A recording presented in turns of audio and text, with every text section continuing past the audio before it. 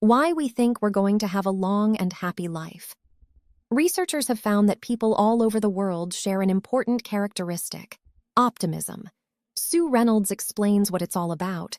We're all above average. Try asking a 20-year-old these questions. What kind of career will you have? How long do you think you'll live? Most people think they'll be able to earn above-average salaries, but only some of the population can make that much. Most young men in Europe will say they expect to live well into their 80s, but the average life expectancy for European men is 75. Most people will give an answer that is unrealistic because nearly everyone believes they will be better than the average. Obviously, they can't all be right. Most people are also optimistic about their own strengths and abilities. Ask people, how well do you get on with other people?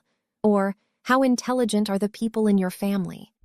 And they'll usually say they're above average. Again, they can't all be right. We can't all be better than everyone else, but that's what we think. Looking on the bright side. There is a reason for this. Research has shown that, on the whole, we are optimistic by nature and have a positive view of ourselves. In fact, we are much more optimistic than realistic and frequently imagine things will turn out better than they actually do. Most people don't expect their marriages to end in divorce. They don't expect to lose their jobs or to be diagnosed with a life-threatening disease. Furthermore, when things do go wrong, they are often quick to find something positive in all the gloom. Many people who fail exams, for example, are convinced they were just unlucky with the questions and they'll do better next time. Or people who have had a serious illness often say that it was really positive because it made them appreciate life more. We really are very good at looking on the bright side. The optimism bias. This certainty that our future is bound to be better than our past and present is known as the optimism bias. And researchers have found that it is common to people all over the world and of all ages.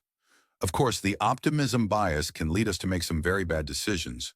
Often people don't take out travel insurance because they're sure everything will be all right.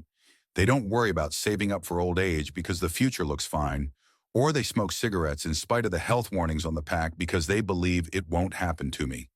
Or on a global scale, we carry on polluting the planet because we're sure that we'll find a way to clean it up someday in the future. Optimism is good for you, but researchers believe that the optimism bias is actually good for us. People who expect the best are generally likely to be ambitious and adventurous, whereas people who expect the worst are likely to be more cautious, so optimism actually helps to make us successful. Optimists are also healthier because they feel less stress. They can relax because they think that everything is going to be just fine.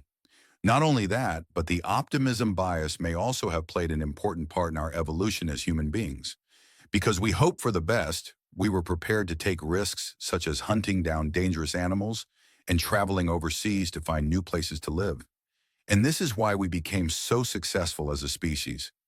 Even if our optimism is unrealistic and leads us to take risks, without it we might all still be living in caves, too afraid to go outside and explore the world in case we get eaten by wild animals.